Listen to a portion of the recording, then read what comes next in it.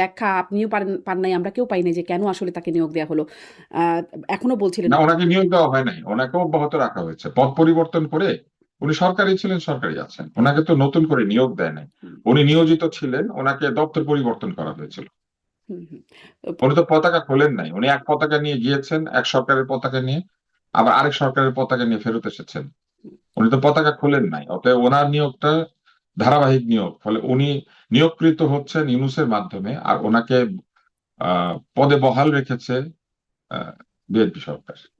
তো ফলে ওই যে এখন মানে তো উনি এখন তো বহাল উনি রাখারও কোনো জাতিসংঘের ব্যাখ্যা, পতাকাও লাগাতে জি, পারবেন। বহাল রাখার ব্যাখ্যা তো ঠিক তখন থেকে অনেক খোঁজা হয়েছে যে কেন, ইভেন আর কেউ ব্যাখ্যা বিএনপির দিলে মানুষজনও ঠিকই। প্রশ্ন করেছেন এটি যে আসলে এই না ব্যাখ্যাটা কি। দেখেন, ব্যাখ্যা চাইলেই যে আপনি ব্যাখ্যা পাবেন এমন কোনো কথা নাই।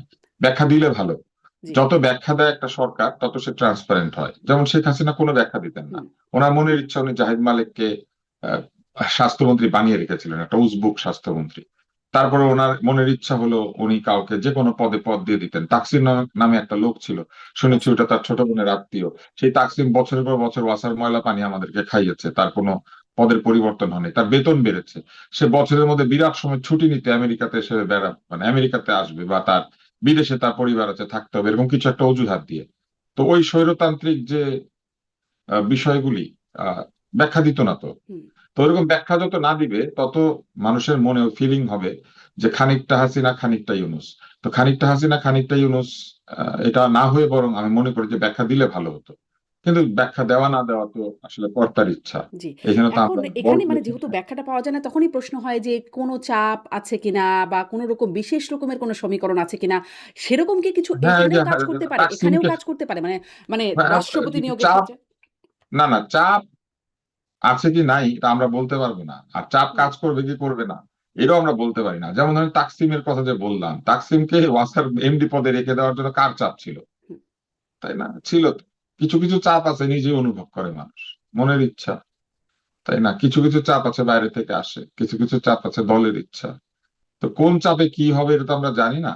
তবে চাপ কেউ অবজ্ঞা করতে পারছেন কিনা এটা প্রমাণিত হয় ধারাবাহিক সিদ্ধান্তে, যে কোন সিদ্ধান্তগুলি চাপের কারণে। যেমন ধরেন আমাকে একটা কথা বলেন, আহ, এই যে বিডার চেয়ারম্যান, তার এত ক্ষমতা, আমাদেরই ছোট ভাই, কিন্তু বিডার চেয়ারম্যান যে অব্যাহত আছেন, আপনি যদি নর্মালি চিন্তা করেন, আজকাল তো মানুষ কোয়ান্টিটেটিভ অ্যানালিসিস করে, এটার উপর একটা বই আছে যে এই যুগে মানুষ অ্যাবস্ট্রাক্ট কোয়ালিটি অ্যানালিসিস করে না, মানুষ অ্যানালিসিস করে কোন মুরগি কয়টা ডিম পারে। আপনি মুরগির স্বাস্থ্য কেমন, মুরগি দেখতে কেমন, মুরগির ব্যবহার কেমন, ওটা চিন্তা করে না, ডিম পাড়া দিয়ে চিন্তা করে। তো আমাদের বিনিয়োগ বোর্ড কি ডিম পেরেছে গত 18 মাসে এবং এখনো পর্যন্ত? কোথায় ডিমগুলি? তো এই ডিমহীন বিনিয়োগ বোর্ডে কি ভদ্রলোক বসে আছেন না? আমাদের নজরুল ইনস্টিটিউটে কি ডিম পেরেছে শিবলি? বসে আছে না? ফারুক আসিফ কি ডিম পেরেছে? বসে আছে না? আমি নাম ধরে ধরে বলছি। বাংলা একাডেমির মহাপরিচালক কি ডিম পেরেছে? বসে আছে না? তো ডিম পাড়া মুরগি আহ, যদি আপনি না রেখে ডিম ছাড়া মুরগি রাখেন, তাহলে মানুষ বিশ্বাস করবে যে কোথাও চাপ আছে। তাই না? জি। তো আ আর যদি আপনি ডিমওয়ালা মুরগি খুঁজে বের করেন, তারপরে ডিমওয়ালা মুরগির কাছে ডিম নিতে থাকেন, তাহলে মানুষ বুঝবে যে চাপ নাই, যে ভালো ডিম পারে তাকে নাই। এখন ডিম হচ্ছে মেধা, হুম, বুঝছেন? আর মেধাবী রাখবেন নাকি মানে একটা কাঠ আছে, কাঠটা আমি ছোটবেলায় শুনতাম, এই কাঠের নাম কি আমি জানি না, মানে আসল নাম কি। আমাদের এখানে কাঠ মিস্ত্রি আসতো, আমি কাঠের কাজ শেখার খুব চেষ্টা করতাম, কিছু কিছু শিখেছি। আমার এই কৌতূহলী মন জীবনে আমাকে অনেক যন্ত্রণা দিয়েছে। একটা কাঠের নাম শুনতাম আর কি, চাপালিশ কাঠ। হুম। তো এই চাপালিশ কাঠ কি জিনিস আমি জানি না, কিন্তু ধরেন কে চাপালিশ আর কে আহ, মানে সত্যি সত্যি বালিশ, এটা তো বুঝতে হবে। জি। সেটাই বুঝি না বলে নানান রকম প্রশ্ন করতে থাকি। ধরেন হ্যাঁ, আমরা আমরা এবার সবসময় আমাদের সরকারগুলি আমাদেরকে ব্যাখ্যা দেয় না। বলে অনেক মুখে অনেক কথা বলে, কিন্তু জীবনে জনগণের সামনে দাঁড়িয়ে কোনো কাজের ব্যাখ্যা দেয় না। জি। সেগুলোরই তো নানান পরিবর্তন আশা করেছিলাম। আচ্ছা, এটা নিয়েও পরে কথা বলব। কিন্তু ওই রাষ্ট্রপতি ইস্যুতে আরেকটু কথা বলি যে, এখন বিশ্লেষণ আসছে যে তড়িঘড়ি করা হয়েছে। মানে আমরা দেখেছি আগেই, মানে রাষ্ট্রপতি পদত্যাগ করার আগেই বিষয়টি ঘোষণা দিয়ে দিয়েছেন, প্রবাসী অনুসন্ধানী সাংবাদিকেরা এটি বলেছেন। এবং আমার সাথে একজনের কথা হচ্ছিল, তিনি বলছেন যে একটি সংস্থার লোকজন তাকে, মানে রাষ্ট্রপতিকে গিয়ে বলেছেন যে ২৫শে জুলাইয়ের মধ্যে আপনাকে পদ ছাড়তে হবে। বলেছে, "স্যার আপনাকে চলে যেতে হবে।" এইরকম একটা বিষয় ছিল এবং তারপরেই সেই পদত্যাগের একটা বিষয়। যেটা বলছে রাষ্ট্রপতিও বলছেন, বিএনপি সরকারও বলছে, কিন্তু কেউ আসলে ঠিক বিশ্বাস করছে না যে ঠিক অসুস্থতাটাই আসলে তার পদত্যাগের কারণ। আপনার কি মনে হয় এই তড়িঘড়ি কেন এই করা হলো? বয়সে অজুহাত কেন দেয়া হলো? কি মনে হয়? এই বয়সে অসুস্থতা থাকাটাই স্বাভাবিক। যে বয়সে আমরা রাষ্ট্রপতিদেরকে নির্বাচিত করি, হুম, যে বয়সে আমরা বড় বড় পদগুলিতে লোকজনকে পাঠাই, আমরা খানিকটা অসুস্থ লোকজনকেই পাঠাই। এই বয়সে সব সুস্থ কি করে থাকবে? কারো কোলেস্টেরল হাই থাকবে, কেউ চোখে কম দেখবে, কারো গ্লোকোমা থাকবে, কারো হার্ট প্রবলেম থাকবে, কারো কিডনি, কারো লিভার, কারো মাথা, কারো আর্টারি, কারো নিশ্চয়ই। এরকম। এবং বয়সের সঙ্গে বহু রোগ আছে যেগুলো আসবেই, কারণ আপনার শরীর পুরনো হবে, আমাদের শরীর পুরনো হয়। তো ফখরুল ইসলাম আলমগীর সাহেবের যে নাম বলা হচ্ছে, উনিও তো অসুস্থ এবং উনি বেশ ভালোভাবেই অসুস্থ। হুম, উনি বহুবার সিঙ্গাপুরে গিয়ে ট্রিটমেন্ট নেন। ওনার একটি ধমনী জনিত অসুস্থতার কথা আমি নিজেই জানি। ওনার সঙ্গে আমার এয়ারপোর্টে দেখা হয়েছে একাধিকবার। আমি ওখানে শুনেছি তার অসুখের বিষয়ে, বা তার সঙ্গে একটা পারিবারিক একটা জানাশোনা আছে আমার। তো যে কারণেই হোক, তো এখন আপনি তাকে যখন দিবেন, ফলে অসুস্থতা কোনো হুম। রিজন না, এবং একমাত্র সম্প্রতি কিন্তু মানসিক একটা অসুস্থতা। সাক্ষাৎকারে আমি মির্জা আপনাকে ফখরুল একটা ইসলাম কথা বলি, আলমগীর আপনি বলেছিলেন, যদি মেন্টালি আমি একটু অসুস্থ এই হন, লাইনটা যোগ করি, মানে একটা ইনফরমেশন হিসেবে, যে মির্জা ফখরুল ইসলাম আলম কিন্তু সম্প্রতি একটা মানে তার বক্তব্যে একটা সাক্ষাৎকারে বলেছিলেন যে অসুস্থতা মানে তিনি অসুস্থ হয়ে পড়ছেন, ফলে তিনি আসলে রাজনীতি থেকে অবসর নেবার কথাও বলছিলেন, যে পরবর্তী কাউন্সিলে প্রেসিডেন্ট তো এটা একটু যোগ রাজনৈতিক করুন। পদ না। হুম, প্রেসিডেন্ট তো রাজনৈতিক পদ না। হুম। প্রেসিডেন্ট তো অরাজনৈতিক পদ। ফলে উনি রাজনীতি থেকে অবসর নিয়ে প্রেসিডেন্ট হতে কিন্তু হবে। কারণটা তো ওই আমাদের অসুস্থতা। প্রেসিডেন্টের কিন্তু, না, প্রেসিডেন্ট কিন্তু দল থেকে পদত্যাগ করতে পারে, দলের কোনো সদস্য উনি থাকতে পারবেন না। ততএব উনি তো রাজনীতি থেকে অবসর নিলেনই। হুম, হুম। ওনার অবসর জীবন উনি তো যদি যেই বঙ্গভবনে অসুস্থতার কারণে কাটান। রাজনীতি থেকে মানে বিরতি নিলেন, অবসর নিলেন, সেই অসুস্থতা থাকা সত্ত্বেও মানে এটাই তো প্রশ্ন। আমাদের সংবিধানে শারীরিক অসুস্থতা জনিত কারণে আপনি যদি কেবলমাত্র কার্যনির্বাহ করতে অসমর্থ হন, অর্থাৎ আদেশ নির্দেশ দিতে, সই করতে, সিদ্ধান্ত নিতে অসমর্থ হন, তাইলেই কেবলমাত্র আপনি কোনো পদে থাকতে পারবেন না। আর যদি আপনার মানসিক রোগ হয়ে থাকে, আপনি কিন্তু হুইল চেয়ারে বসেও রাষ্ট্রপতি হতে পারবেন, যদি আপনার মাথা ঠিক থাকে এবং যদি আপনার সিদ্ধান্ত গ্রহণের ক্ষমতা থাকে এবং আপনি যদি সই করতে পারেন, তাহলে কিন্তু আপনি পারবেন। এমনকি মৌখিক নির্দেশ দিয়েও পারবেন। মনে করেন আপনি চোখে দেখেন না, কিচ্ছু আসে যায় না। আমাদের এখানে এমন কোনো কথা নাই যে কোনো প্রতিবন্ধী আমাদের রাষ্ট্রপতি হতে পারবে না। ফলে আমাদের এখানে যদি রাষ্ট্রপতি হইতে হয় বাংলাদেশে, তাহলে আপনাকে মেন্টালি সিক হলে চলবে না। আপনাকে সিদ্ধান্ত গ্রহণের ক্ষমতা না যদি আপনার থাকে, তাহলে আপনি রাষ্ট্রপতির কাজ নির্বাহ করতে পারবেন। অতএব আমি মনে করি যে এই রাষ্ট্রপতি যে চলে যাচ্ছেন, তারও এমন কোনো অসুখ হয় নাই যে অসুস্থতা জনিত কারণে তিনি পদত্যাগ করবেন। আর নতুন রাষ্ট্রপতি যিনি আসবেন, তারও এমন কোনো কারণ নাই যে অসুস্থতার কারণে উনি রাষ্ট্রপতি হতে পারবেন না। হুম, হ্যাঁ, দুইটাই সম্ভব। এবং আমাদের এখানে আপনি লক্ষ্য করলে দেখবেন, আমাদের হামিদ সাহেব কতবার বিদেশ গিয়েছিলেন হুম। চিকিৎসার জন্য। আমাদের এর আগে যে প্রধানমন্ত্রী ছিলেন, স্বৈরতান্ত্রিক প্রধানমন্ত্রী, উনি কতবার বিদেশ গিয়েছেন চিকিৎসা আর করার জিল্লুর জন্য। রহমান সাহেব তো কোনো রকমে হাঁটাচলা করতেন, তিনি তো খুবই হ্যাঁ, হ্যাঁ, উনি উনি হাঁটতেন। কতবার গিয়েছেন করার জন্য। আমাদের এই যে উপদেষ্টা মন্ডলী, এমনকি ফারুকী পর্যন্ত বিদেশে গিয়ে চিকিৎসা নিয়েছে না। হুম, ওর পেটে কি হয়েছিল না মাথায় কি হয়েছিল আমরা তো জানি না, ওকে ব্যাখ্যা দিচ্ছে এগুলো, এই অসুস্থতাগুলি কি, রাষ্ট্রের পয়সা খরচ করে যে তারা গিয়ে চিকিৎসা নিয়েছিলেন, এগুলো ব্যাখ্যা দিয়েছেন। তো ফারুকেরও ধরেন কোথাও হয়তো একটা অসুস্থতা আছে কোনো জায়গাতে, হয়তো কোনো কিছু কাজ করে না। তো সেই কারণে যদি ফারুকি একটা চিকিৎসা নিয়ে থাকে, তাই না, তাহলে কি সে অসমর্থ হয়ে গেছিল উপদেষ্টা হওয়ার জন্য? তাহলে প্রেসিডেন্টের এরকম কোনো সমস্যা নাই যে অসুস্থতা জনিত কারণে প্রেসিডেন্ট থাকতে পারবে না। যখন এইসব কারণ দেখিয়ে কেউ পদত্যাগ করে, আমার কাছে এগুলো হাস্যকর মনে হয়। পদত্যাগ করা উচিত সরাসরি, যে আমি এই পদে থাকতে চাই না, অতএব আমি পদত্যাগ করলাম। এরকম অসুস্থতা বলতে হবে কেন?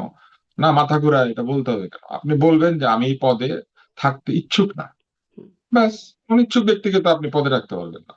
এটা কি আসলে এইসব তার অজুহাত সিদ্ধান্তে? দেবে, এটা কি এই অজুহাতগুলি না হচ্ছে ওইরকম, বুঝছেন, ওই যে পথিমধ্যে উৎপাতা সন্ত্রাসীরা লুকিয়ে থাকে এবং তারা তাদের আক্রমণে কেউ হতাহত হয় না, কিন্তু যাকে নিয়ে আপনি গিয়েছিলেন হুম, অস্ত্র উদ্ধারে, সে ক্রস নিহত ফায়ার, হয়ে যায়। হ্যাঁ। হ্যাঁ, সবসময় পথিমধ্যে উৎপাতা হুম, সন্ত্রাসীরা নিজের লোকটাকেই হত্যা করে। হুম, হুম, হুম, তো ওইরকম আর কি, এইসব ব্যাখ্যাগুলো ওইরকম। হুম। এইসব ব্যাখ্যার তো কোনো প্রয়োজন নাই। মানে আপনার কি সোজা মনে হয় ব্যাখ্যা, এটার সোজা কি কোনো ব্যাখ্যা যে ব্যাখ্যা আপনি আমি পান? অমুক, হ্যাঁ, হ্যাঁ। সোজা ব্যাখ্যা হচ্ছে আমি অমুক, আমি ব্যক্তিগত কারণে আর এই পদে থাকতে ইচ্ছুক না। হুম। শেষ। এটা বললেই হয়। এসব আইনায় বিনায় গল্প ফাঁদার দরকার কি? এই গল্পটা আসলে কে ফাঁদছে? এটা কি রাষ্ট্রপতি ফাঁদছেন এই জানি না, গল্পটা? জানি না। তবে যে ফাঁদে, শোনেন, হ্যাঁ। যে ফাঁদে, মনে করেন এটা হচ্ছে হরলাল রায়ের ব্যাকরণ বইয়ের মতো, কত সালে যেন এটা লিখেছিল, হুম, বুঝছেন। হুম, এটা সবাই মুখস্থ করার ওইটাই লিখে। এটা কমন পড়ে, বুঝছেন। ওই ইয়ের মতো, ওই যে নৌকা ভ্রমণ। আমি দেখতাম যে পুরা বোর্ডে, যে রাজশাহী থাকে সেও পদ্মা নদীতে ভ্রমণ করে, যে চট্টগ্রামে থাকে সেও পদ্মা নদীতে হুম, ভ্রমণ করে। কারণ হরলাল সাহেব ওইটাই লিখেছেন, পদ্মার প্রমত্ত জলে হুম। নৌকা শন শন করে এগিয়ে চলেছে। তো ওই ওই লাইন লিখতে হবে। তো ওইরকম আর কি, হরলাল রায় ব্যাকরণ বই লিখে দিয়েছে, ওইটাই সবাই কপি করে। জি। আমি এই জিনিসটা আসলে বুঝতে চাইছিলাম যে, এই যে আপনি বললেন যে ব্যক্তিগত কারণ দেখে পদত্যাগ করতে পারেন বা বিএনপিও 2/3 মেজরিটি নিয়ে ক্ষমতায় আসে তারাও বলতে পারেন যে আমরা এখন আ নতুন আর রাষ্ট্রপতি সত্য চাই। কথা মানে লিখলেই কি এই আমাকে এই পদে অজুহাতের দরকার থাকতে, কি ছিল? আমাকে এই পদে রাখতে সরকারি দল অনিচ্ছুক, ধরেন এটাও যদি কেউ লেখে অসুবিধা কি? হুম, সত্য কথা বলছে, তো অন্যায় কিছু নাই। সরকারি দল অনিচ্ছা প্রকাশ করতে পারে না তাকে এই পদে কন্টিনিউ করুক। তো জি। সরকার প্রধানমন্ত্রীর অনুরোধে আমি পদত্যাগ করছি, শেষ। প্রধানমন্ত্রী কিন্তু এই পরামর্শ দিতে পারে হুম, রাষ্ট্রপতিকে পদত্যাগ করে, হুম, হুম। বললে অসুবিধা কি? ওটাই বুঝতে পারছিলাম। মানে এটাই বুঝতে চাচ্ছি যে এটার কোনো বিশ্লেষণ আছে কিনা যে আসলে ব্যাখ্যাটা কি? কেন এই অজুহাত দাঁড় করানোর এগুলাকে দরকার বলে হলো? কনসিলার, আপনি তো নারী, আপনি বুঝবেন কনসিলার আর কি। হ্যাঁ, হ্যাঁ। ছোট্ট একটা দাগ আছে, সেটা কেউ দেখে না ধরেন, তারপরেও সেখানে কনসিলার লাগায়। হুম। তো আ মানে এবং তড়িঘড়ি করা হলো কিনা? বিভিন্ন জায়গায় বিশ্লেষণে আসছে একটা তড়িঘড়ির না, ব্যাপার। তড়িঘড়ি করা হয় নাই, ওনার পদত্যাগটা এনসিপি চেয়েছিল সেই শুরুতে। হুম। জামাত আর এনসিপি তো ওনার পদত্যাগই চেয়েছে, শপথ গ্রহণ করার পরেই তারা তাকে বাদ দিয়ে না, এটা তো সেই নিজেদের প্রেসিডেন্ট অন্তর্বর্তী তৈরি সরকারের করবে। সময় থেকেই চাচ্ছে। হ্যাঁ, তো এটা তড়িঘড়ি হইলো কোথাও, বরং অনেক সময় লাগলো। কিন্তু কথা তো সেখানেই যে সেখানে একমাত্র বিএনপি মানে জামাত ছিল, এনসিপি ছিল, ডক্টর ইউনূসের সরকারও আগ্রহী ছিল না এই রাষ্ট্রপতিকে রাখবার ক্ষেত্রে। একমাত্র বিএনপিই ছিল তার মানে পক্ষে, যেটি রাষ্ট্রপতিও পরবর্তীতে বলেছেন মানে শাহাবুদ্দিন চুপ্পুও পরবর্তীতে বলেছেন। আ কিন্তু সেখানে আসলে এসে ৫ মাস পরে কি কারণ মনে হলো যে আসলে তাকে পদত্যাগ করাতে হলো?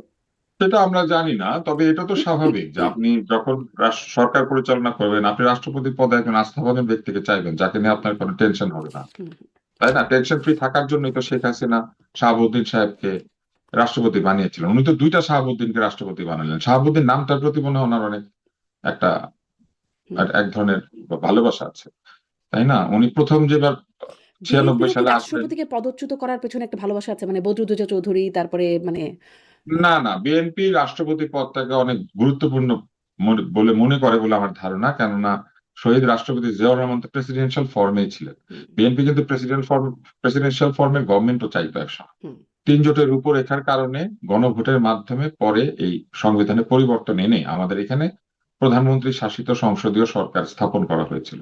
কিন্তু বিএনপি তো প্রেসিডেন্সিয়াল ফর্মেই তৈরি হয়েছিল, প্রেসিডেন্সিয়াল ফর্মকে একসময় সমর্থন করতে বলে। প্রেসিডেন্ট পদটা তাদের কাছে একটু আলাদা পদ। হুম। তো অতএব তারা সেখানে একজন আস্থাভাজন জি, ব্যক্তিকে রাখতে চায়, জি। এই যে যে কিনা তাদের আস্থাভাজন তাদের মতামতের বাইরে যাবে না।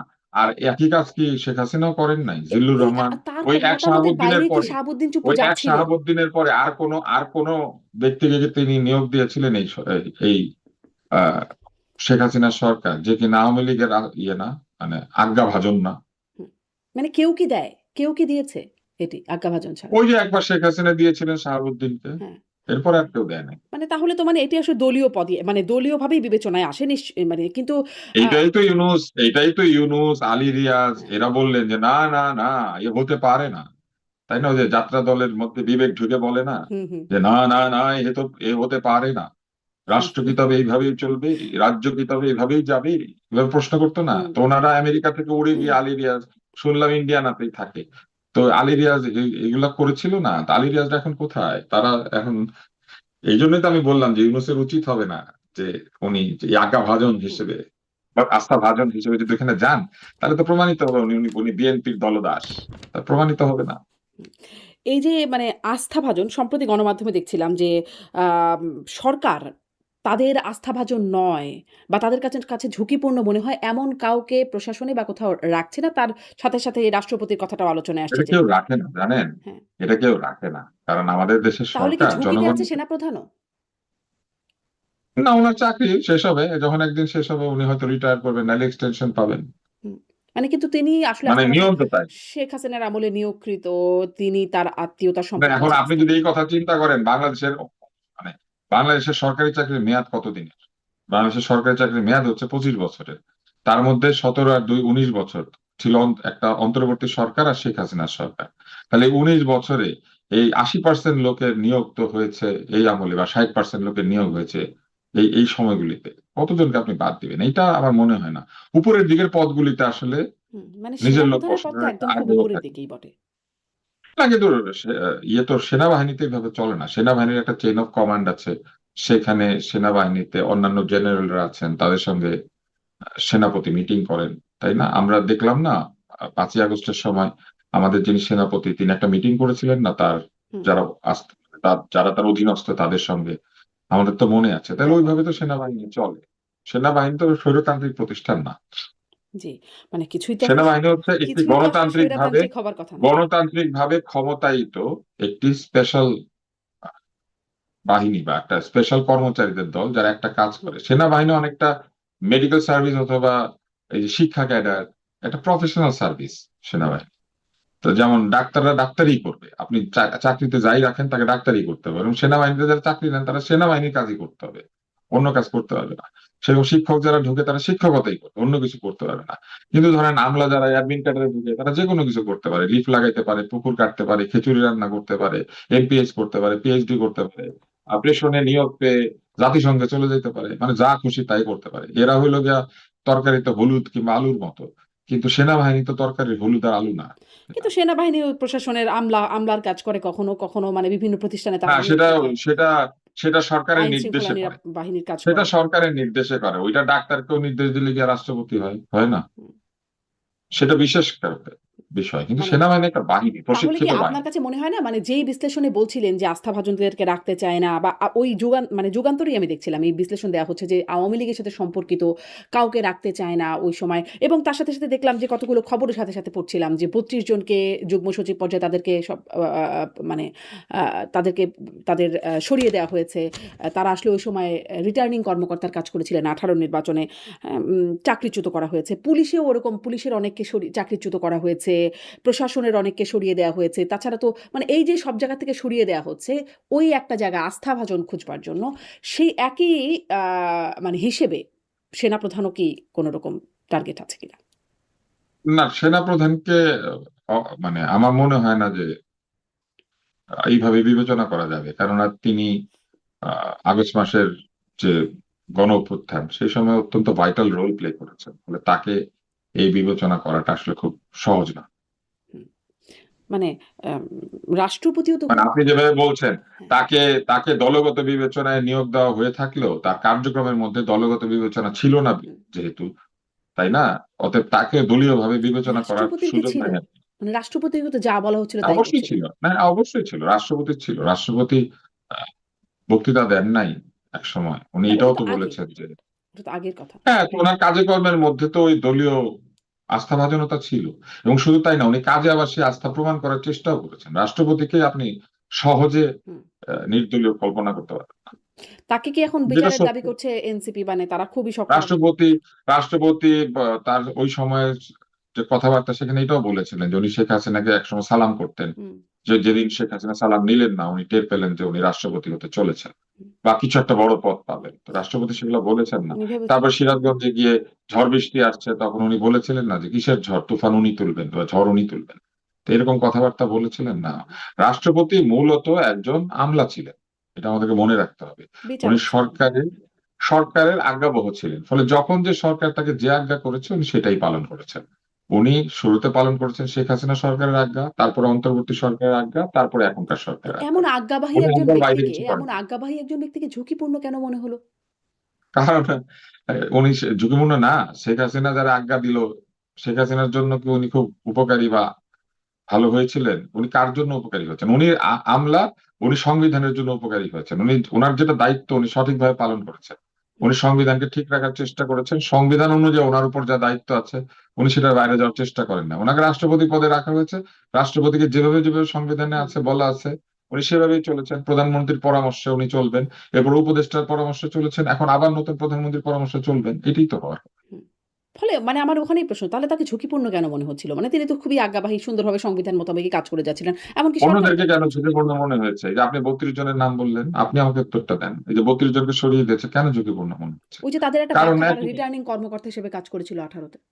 হ্যাঁ, তো একই সময় 18 মানে 18 পরে যে সময়টুকু সেই সময়টুকুতে যখন এই রাষ্ট্রপতি এসেছেন উনিও কি একইভাবে কাজ করেন নাই? করেছেন, সেই জন্য সরিয়েছে। এটা তো বিএনপি বলতে পারবে, আমি তো জানি না। মানে বিএনপি বলছে না বলেই ভাবছিলাম যে বিশ্লেষণ আছে কিনা। বিএনপি যে অনেক বলছে কিছু না বল। কেন, এই এই হ্যাঁ, এই আলোচনার শুরুতে আমি বলেছিলাম যে সরকার ব্যাখ্যা দিবে কি দিবে না এটা সরকারের ব্যাপার।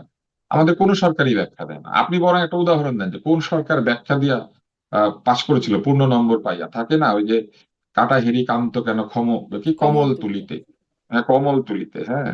তো কাটা হেরি ক্ষান্ত কেন ক্ষমতা ফলাইতে। মনে করেন এই ব্যাখ্যাটা দেন যে হুম, ভাব সম্প্রসারণ সহ ব্যাখ্যা করেন যে কোন সরকার জবাবদিহি করেছে, ইউনূস করেছিল, হুম, হুম। আলী রিয়াজ করেছিল, করেছিল। আসিফ নজরুল ব্যাখ্যা দিয়েছিল, আসিফ মাহমুদ সজীব ভুঁইয়া দিয়েছে, নাহিদ ইসলাম দিয়েছে ব্যাখ্যা, রেজওয়ানা দিয়েছে ব্যাখ্যা। কোনো কেউ ব্যাখ্যা দেয় না, শুধু বিএনপির ব্যাখ্যা চান, মানে আমি বুঝলাম না। কেউই ব্যাখ্যা দিবে না, এটা মেনে নেন। আর যদি ব্যাখ্যা চান তাহলে এইভাবে এই সরকার রাষ্ট্র কেউ যেভাবে কথা রাখে না। পরিচালিত হয়ে যাচ্ছে, না হ্যাঁ রাখে না। এবং এটাই এটাই নিয়ম, এটা আমরা দেখে আসছি ছোটবেলা থেকে।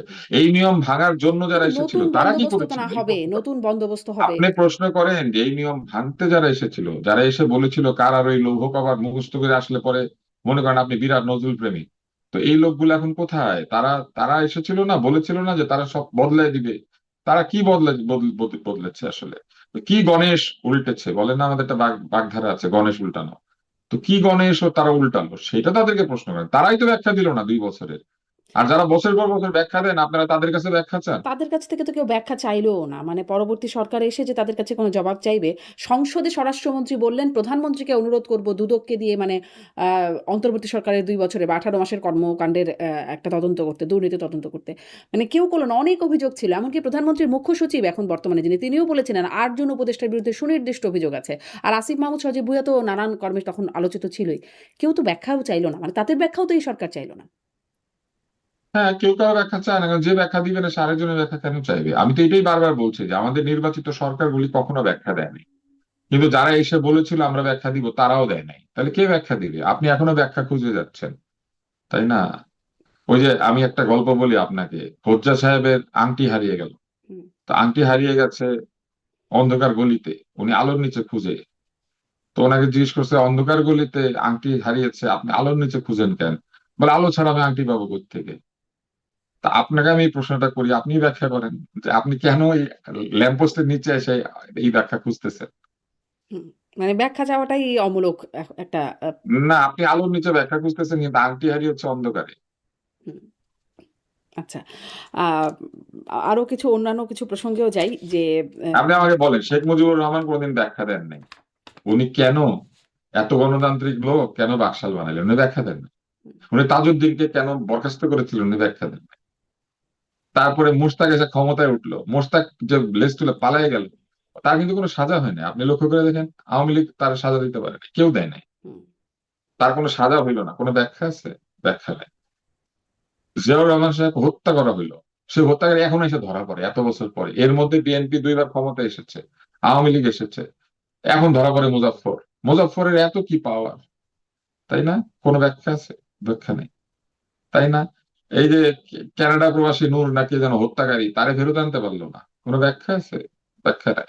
পিকে হালদার আমাদের টাকাগুলো চুরি করে ইন্ডিয়াতে ঘুরে বেড়ায়, তার কেউ ফেরত চেয়েছে?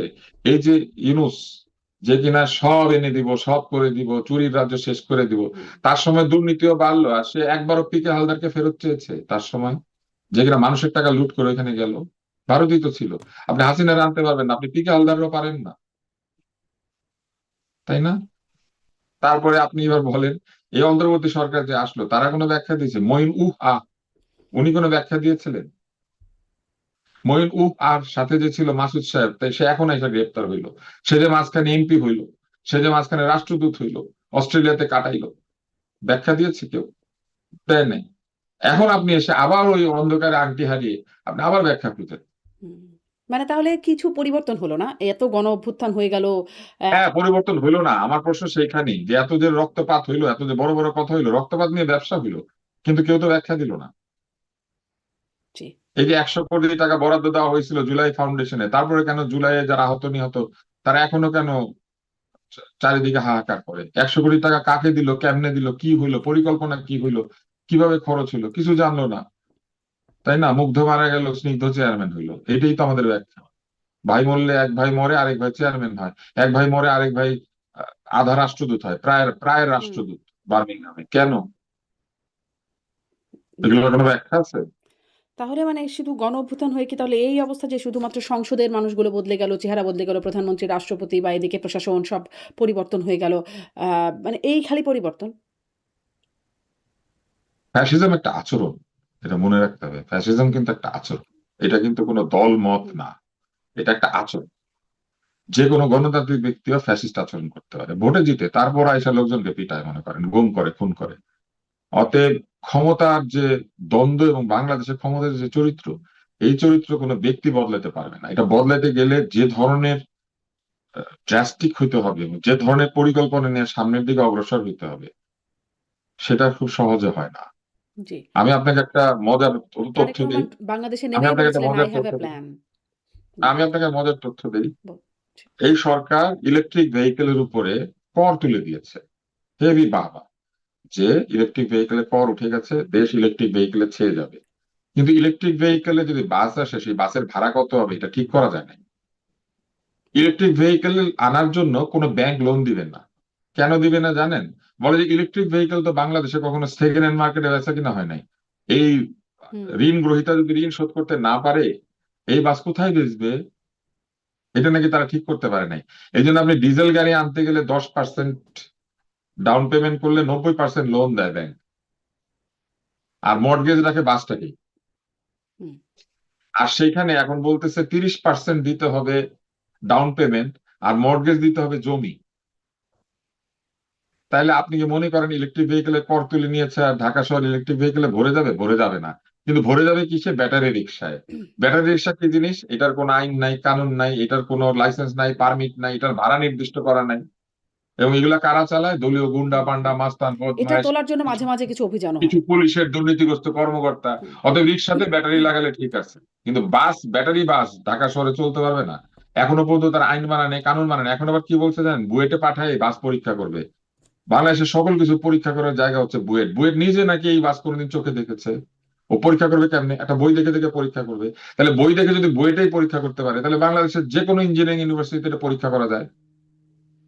হুম, এই বাস তো বাংলাদেশ বানায়ও নাই, এই বাস তারা কোনোদিন দেখেও নাই। কিন্তু এটা বুয়েট সার্টিফাইড হতে হবে, এটা বলেছে। অবশ্য এই বাস কিন্তু ইউরোপে সার্টিফাইড, আমেরিকায় সার্টিফাইড, সারা পৃথিবীতে রপ্তানি হচ্ছে, কিন্তু বাংলাদেশে ঢোকার সময় এটা বুয়েটের সার্টিফিকেট লাগবে। বুয়েটওয়ালারা আবার এই বাস কোনোদিন জীবনে দেখেনি, কিন্তু বুয়েটওয়ালারা একটা রিক্সার মডেল বানিয়েছে। হুম, আপনি বুঝতে পারছেন বাংলাদেশ কি জিনিস? এইটা হচ্ছে বাংলাদেশ। আপনি চাইলে সিস্টেম বদলাতে পারবেন না। জি, সিস্টেম বদলাতে গেলে যে ধরনের মেধা বুদ্ধি নিয়ে এসে ওই প্ল্যান সহ মানে আঘাত করতে হবে, এটা করতে গেলে আপনার একটা মেধাবীদের চক্র লাগবে চারপাশে। সেই চক্রটা নির্মাণ না করা পর্যন্ত আপনি পারবেন না। আমি আপনাকে বলি, এই যে চক্রব্যূহ বলে একটা শব্দ আছে, হ্যাঁ, এবং আপনি যদি মহাভারত পড়েন, তাহলে দেখবেন ওইখানে একটা অস্ত্রই আছে, যে অস্ত্রটা এরকম চারিদিকে একটা ব্যূহ তৈরি করে। সেই ব্যূহকে ভেদ করে, এই বুদ্ধ ভেদ করে ঢোকা যায় না। তো ওই বুদ্ধ লাগে। আপনি যদি সত্যিকারের প্ল্যান নিয়ে যুদ্ধে যান, তাহলে ওই বুদ্ধটা তৈরি করতে হবে। আপনি কি মনে করেন যে সেই বুদ্ধ তৈরি করা সম্ভব হয়েছে? এখনো হয় না। হুম। সবখানে দলীয় লোকদের দিয়ে বুঝিয়ে তৈরি করা যাবে? আপনি মেধাবীদের কথা বলছেন। আ মানে বিএনপি যেভাবে হ্যাঁ, আছে। আপনি যদি প্রকৃত অর্থেই ডিম পাড়া মুরগি চান, তাহলে ডিম সাদা না কালো, হলুদ না লাল, এটা বিবেচনা করা যাবে না। এবং মুরগিটাও কোন জাতের কি বিবেচনা করা যাবে না। মুরগিকে দেখতে হবে ডিম পারে কিনা, আর ডিম যেটাই হোক ডিমটাকে নিয়ে ফেলতে হবে।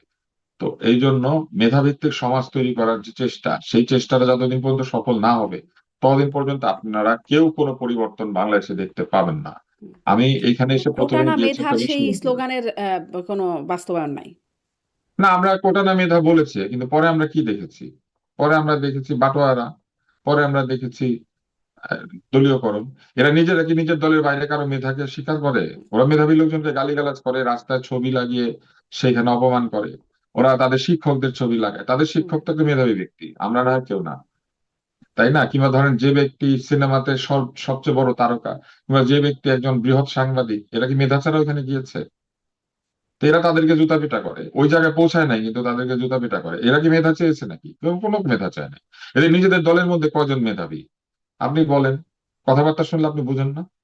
হুম।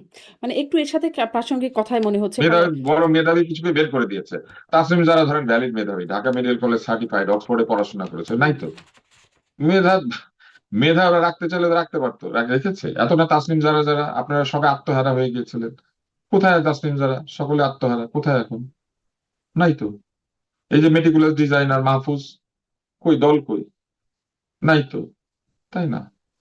বরং কার্টুন প্রবিষ্ট করায় দিতে চায় বিশেষ জায়গা দিয়ে, সেরকম নারী তাদের দলে আছে, তাসলিম যারা নাই, হুম, তাই না? তো এরা মেধা চেয়েছে নাকি? কোথায় মেধা? এগুলা সব ওরা যে বলেছিল বঙ্গবন্ধুর বাংলায় বৈষম্যের ঠাঁই নাই, ওরা পরের দিনে বঙ্গবন্ধুর মূর্তি ভাঙে নাই, বঙ্গবন্ধুর ভাস্কর্য ভাঙে নাই। তো কিসের মেধা? কিসের কি? এ ক্ষমতা চেয়েছে। জি। আপনি মানে তাদের কথা বলছিলেন সম্প্রতি রাকসু জিএস এর একটা মানে ঘটনা বেশ আলোচিত হচ্ছে যে তিনি ছাত্রলীগ কর্মী বলে আখ্যায়িত করে বা ছাত্রলীগের কর্মীকে বেধড়ক পিটিয়েছেন প্রক্টরের সামনে, পুলিশের সামনে, গ্রন্থাগার থেকে বের করে টেনে হিঁচড়ে বের করে তাদেরকে পিটিয়েছেন। আ এবং পুলিশ যাদেরকে পিটানো হয়েছে তাদেরকে ধরে নিয়ে গিয়ে তাদের বিরুদ্ধে সন্ত্রাস বিরোধী আইনে তাদের পুরনো মামলায় তাদেরকে গ্রেপ্তার দেখিয়েছে। কিন্তু যারা পেটালো সালাউদ্দিন আম্মার মানে তারা আসলে সবকিছুর বাইরে। আপনার কাছে এই বিষয়টা এই চালে এই চালে সরকার আইনের শাসন প্রতিষ্ঠা করবে এটা বলেছে, কিন্তু মবের শাসন এখনো চলছে। এটা সরকারকে প্রমাণ করতে হবে। আগের নিয়মে সংবিধান নিয়ে কথা বলার কারণে মামলা হয় নাই অন্তর্বর্তী সরকারের সময়। সংবিধান নিয়ে সবচেয়ে বেশি কথা কে বলেছে? আলী রিয়াজ। তাহলে ওদেরকেও ধরে নেওয়া যা দরকার ছিল, ধরে নিয়ে গেছে। হুম, সাধারণ নাগরিক সংবিধান নিয়ে কথা বলতে পারবে না, অথচ সংবিধানের মালিক আমরা, সরকার না। কিন্তু আমরা সংবিধানের মালিক বলে একটা সরকার হয়, আমরা সংবিধানের মালিক, সেই জন্য রাষ্ট্র পরিচালিত হয়। এই প্রজাতন্ত্রের সকল ক্ষমতার উৎস হচ্ছে জনগণ, এবং গণতান্ত্রিক ভাবে এই জনগণ কাউকে না কাউকে সংবিধান অনুযায়ী রাষ্ট্র পরিচালনা করার দায়িত্ব দেয়।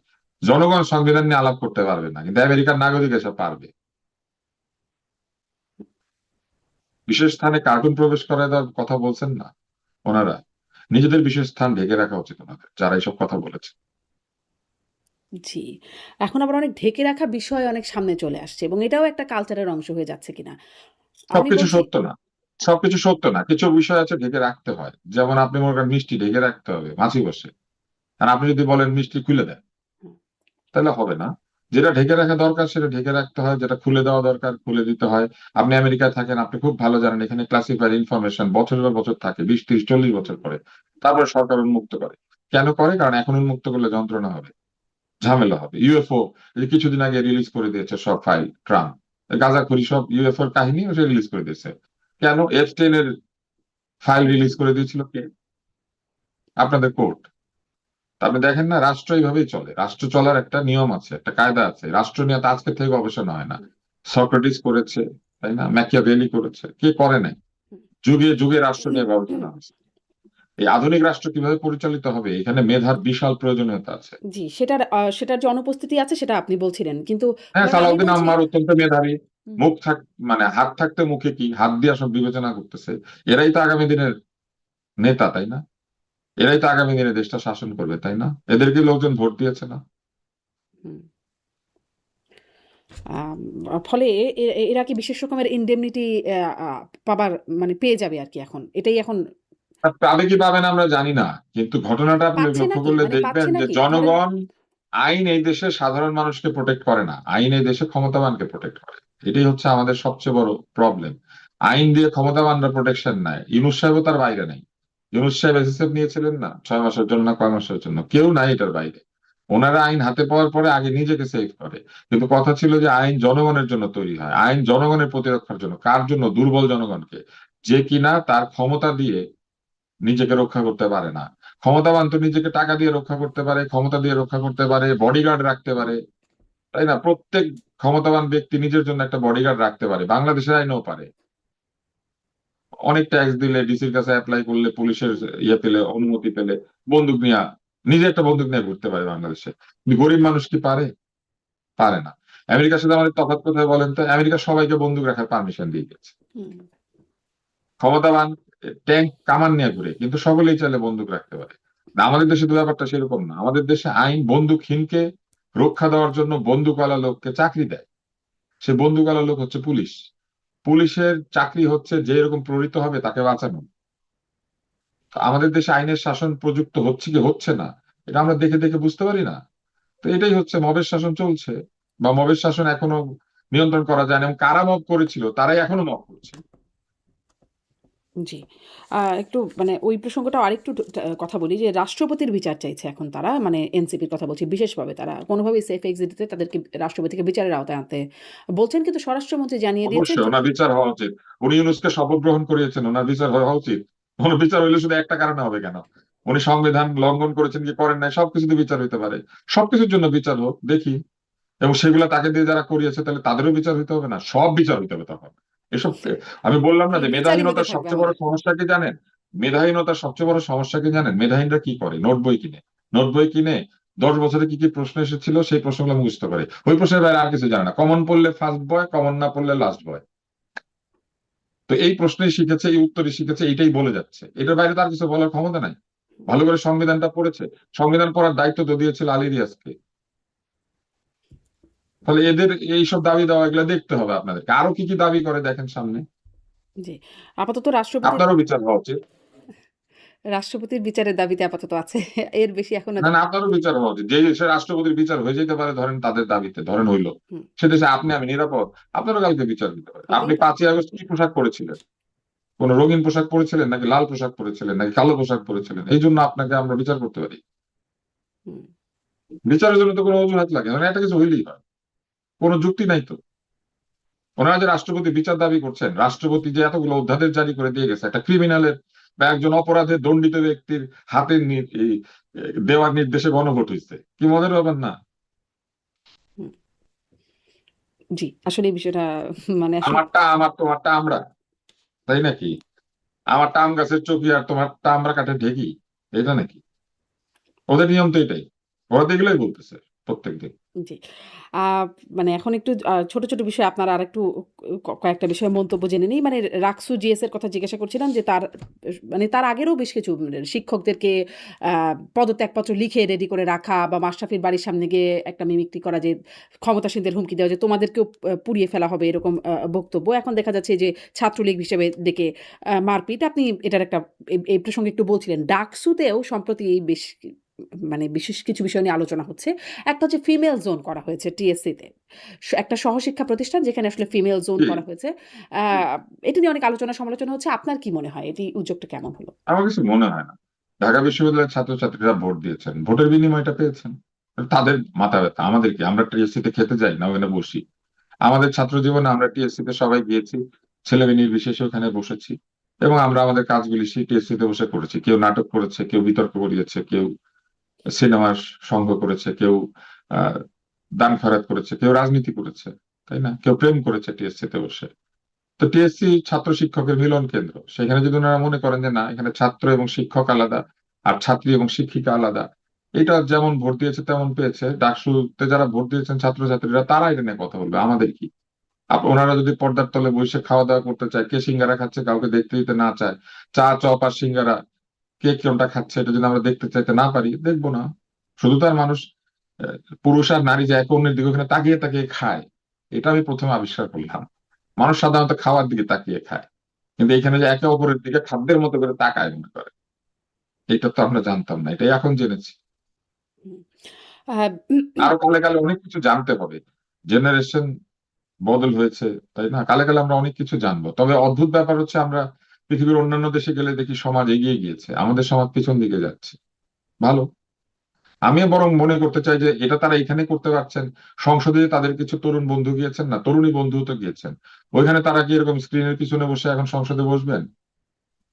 তারা যখন এয়ারলাইন্সে উঠেন, প্লেনে উঠেন, এই যে ইউনুসের সাথে গিয়েছিলেন না তাদের বন্ধু বান্ধবরা আমেরিকাতে, যাওয়ার সময় কোনো একটা পর্দা খাটিয়ে ইকোনমি ক্লাস কিংবা বিজনেস ক্লাসে নারী আলাদা পুরুষ আলাদা বসতে পারবেন? নারী পাইলট প্লেন চালালে ওনারা উঠবেন না প্লেনে? কিংবা ধরেন আহ কালকে যদি তারা সরকারি কোনো অনুষ্ঠানে দাওয়াত পান, তাহলে প্রধানমন্ত্রী একদিকে বসবেন আর প্রধানমন্ত্রী স্ত্রী আরেকদিকে বসবেন, মাঝখানে পর্দাটা নিয়ে দেবেন তারা? না, দিবেন না। কেন? তখন কি বলবেন? না না, এ মাহারাম মাহারাম, ভালো কথা মাহারাম, কিন্তু প্রধানমন্ত্রীর ট্যুর রাজ্যে যারা মাহারাম না, তারা কি পর্দার পিছনে আলাদা থাকবেন? আলাদা আলাদা একটা পর্দা ঝুলিয়ে তারা পিছনে বসে থাকবেন কোথাও? দেখছিলাম যে থাকতে পারেন। সাতক্ষীরার সেই সংসদ সদস্য গাজী নজরুল ইসলাম, যার একটা ভিডিও আপত্তিকর ভিডিও ভাইরাল হওয়ার পরে অনেক ঘটনা ঘটে যাচ্ছে।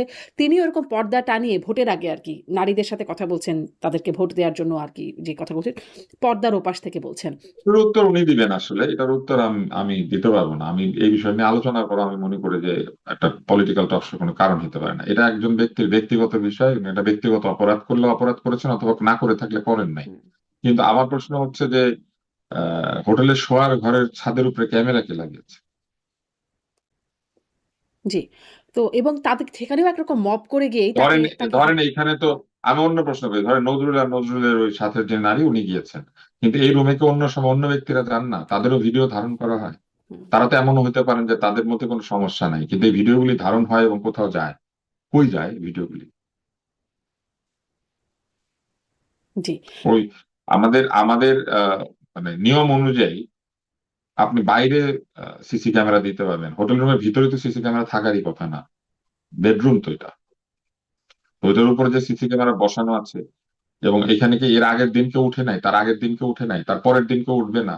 তো তাহলে কি এই সকলের যে সকল ধরেন এই যে দৃশ্য ব্যক্তিগত ধারণ করা গোপনীয়তার উচিত? লঙ্ঘন, এটাও একরকম কালচার, মানে গাজী নজরুল ইসলামের আগে, তার আগে না, এটা মামুনুল কালচার হক, না। তারপরে ধরেন এটা একজন কালচার বিএনপি না। নেতারও কিন্তু এরকম একটা ভিডিও ভাইরালের জন্য তাকেও এটা বহিষ্কার তো করা হয়েছে কালচার না। সম্প্রতি। এটা তো কালচার না। ডেফিনেটলি কালচার না। মানে কিন্তু আপনি ভালনারেবিলিটি অফ দ্য পিপল চিন্তা করেন, সাধারণ মানুষের ভালনারেবিলিটি চিন্তা করেন। একজন সাধারণ নারী পুরুষ যদি ওই রুমের মধ্যে যান, ওনাদের যদি ভিডিও ধারণ করা হয় এবং সেই ভিডিও ধরেন কোথাও যদি বিক্রি করা হয়, পৃথিবীতে হাজার হাজার কোটি টাকার মার্কেট হচ্ছে এই ভিডিও। তাহলে আপনি কি করে জানেন যে কালকে আরো 10 জনের ভিডিও চলে যাচ্ছে না? তারা বিখ্যাত না বলে তারা ভাইরাল হচ্ছে না?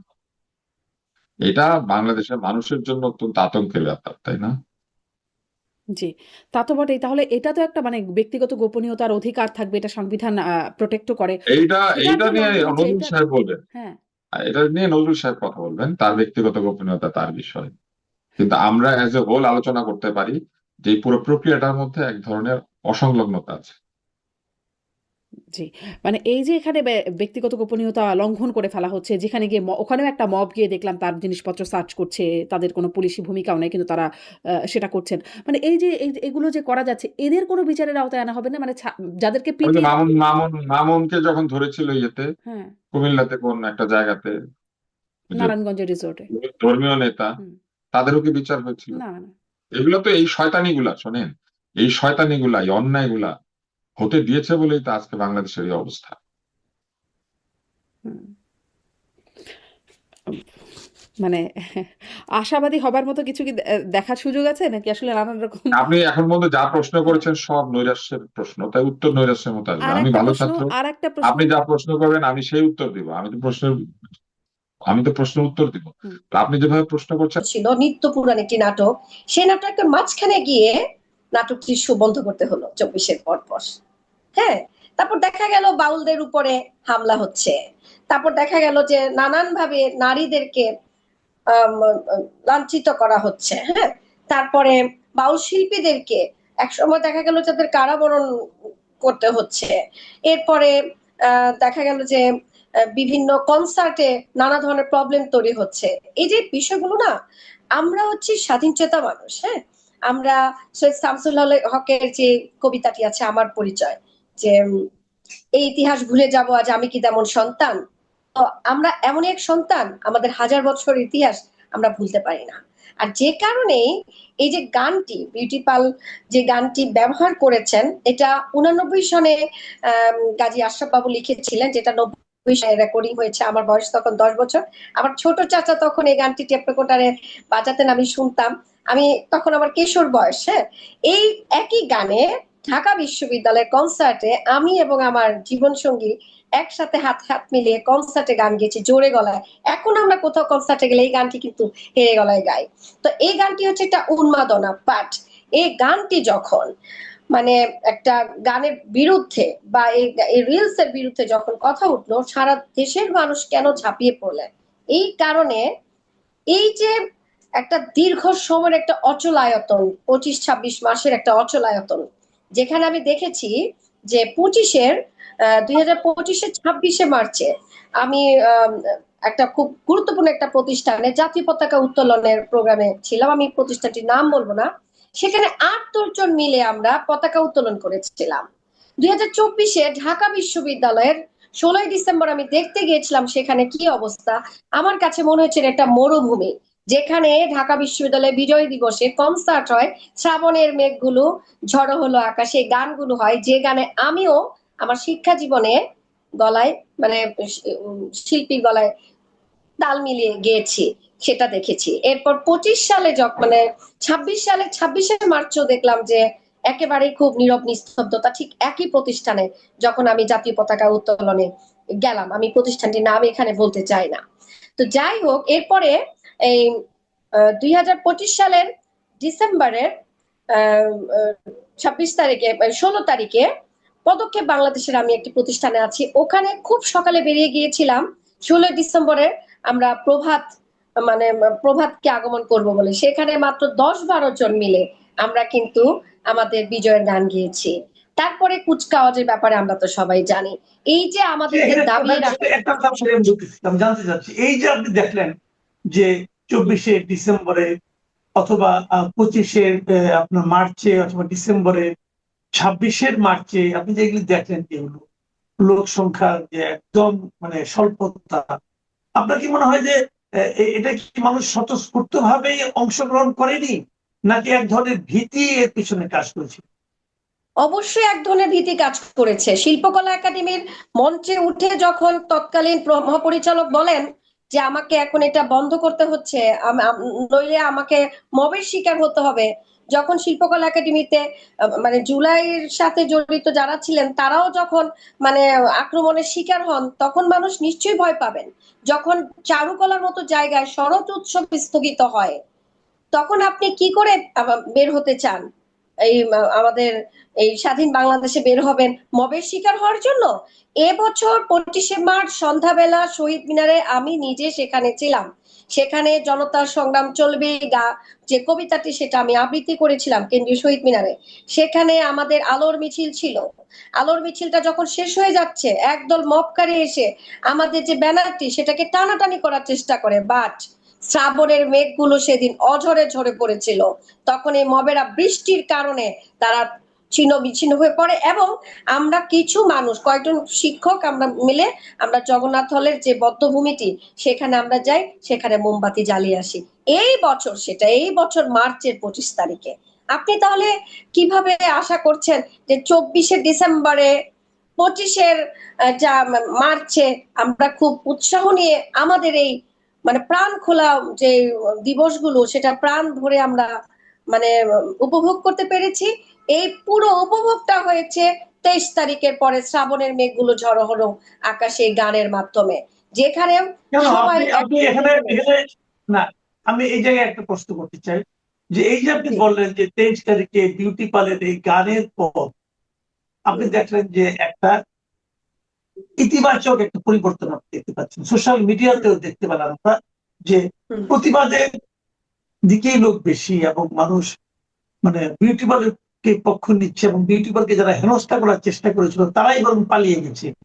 এই যে পরিবর্তনটা এ সময় হলো, এর পেছনে আপনি কি কারণ দেখছেন? এটা কি মানুষকে ঠেলতে ঠেলতে একদম দেয়ালে পিঠ ঠেকিয়ে দিয়েছে, এই জন্য মানুষ রুখে দাঁড়িয়েছে, নাকি সামগ্রিকভাবে সামাজিকভাবে একটা ইতিবাচক পরিস্থিতি তৈরি হয়েছে এই জন্য? মানুষের পিঠ থেকে গেছে।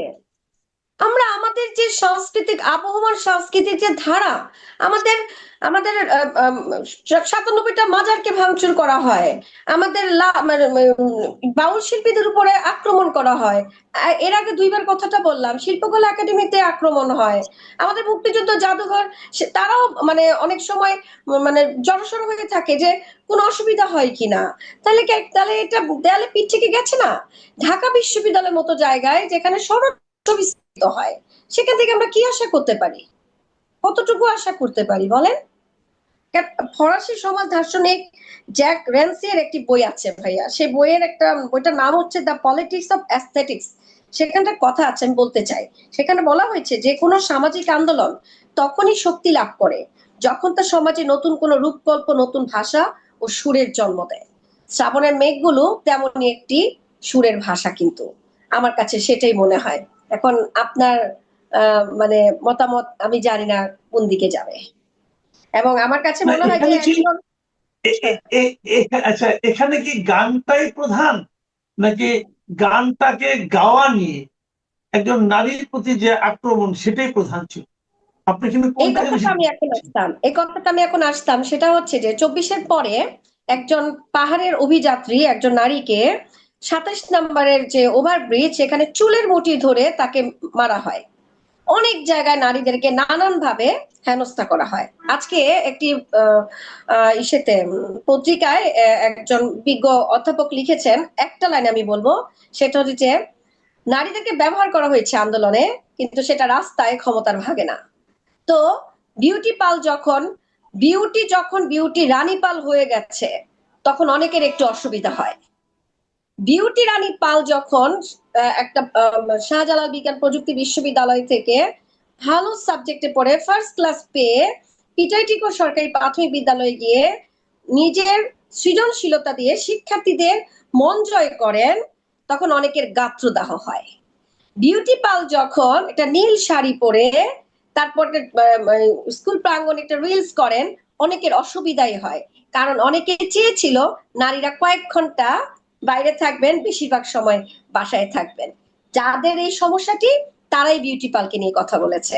আমার আপনার সমস্যা নেই বলে আমরা কিন্তু বিউটি পালের সাথে সংহতি প্রকাশ করেছি, কারণ একজন নারীকে হেনস্থা করা ঠিক না। এবং বিউটি রানী পাল কিন্তু আজকে দাবি করেছেন শিক্ষক সুরক্ষা আইন 2026 প্রণয়নের জন্য, যেখানে নারী শিক্ষকদেরকে কোনো ধরনের সাইবার বুলিং বা আক্রমণের শিকার যেন না হয়, ওইরকম একটি আইন প্রণয়নের কথা বলেছেন। আমি ব্যক্তিগতভাবে নিজেও কিন্তু সাইবার বুলিং এর শিকার। সো আমিও আপনার প্ল্যাটফর্ম থেকে আমি সদস্য সরকারের কাছে বিনয়ের সাথে আবেদন করি, আপনারা প্লিজ শিক্ষক সুরক্ষা আইন 2026 প্রণয়ন করুন, যেখানে শিক্ষকদেরকে হেনস্থা করা হবে না। কারণ 3,500 শিক্ষককে মব করা হয়েছে, 3,500 শিক্ষককে অপদস্থ করা হয়েছে।